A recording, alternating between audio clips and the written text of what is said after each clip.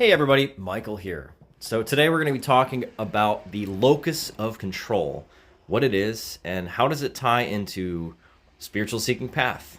How can we become more responsible, more accountable, and more courageous as seekers ourselves by internalizing that locus of control and taking real steps towards a better future? Let's talk about it.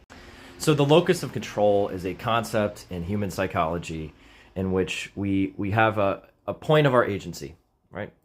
In this point of agency, we can make change happen. So there's basically an inside and an outside world, as always, right? Above and below. So a person who is having a highly externalized locus of control, they will seem helpless, powerless. They will often blame others for their failings when they do occur, which is often. And even worse, some of us in that grounds, we can fall into some really nasty stuff in blaming the Creator. We see our sufferings as toils and, places that we don't want to be anymore, and we want to move away from suffering. And it's very easy to point up and say, God, why do you punish me? Versus an internalized locus of control, somebody seems highly powerful. They're very motivated. They're a very glass half full type of person. They look at the silver lining. When those failings do occur, they will own them and they will move forward in a positive direction, always moving towards the next mutual step of joy for all parties. So how does the locus of control, how does that come into play when it comes to our responsibility and accountability?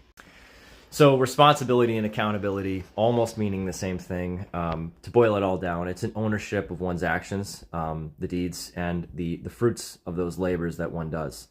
So with a externalized focus of control or locus of control, it's very easy to offload our responsibility, offload our accountability, put everything on Jesus' back, right? That type of thing. Versus with an internalized locus of control, it really brings one's agency into oneself. We take accountability. We own our actions. We decide to start making decisions that are going to positively benefit our future, and we try to determine how to do that.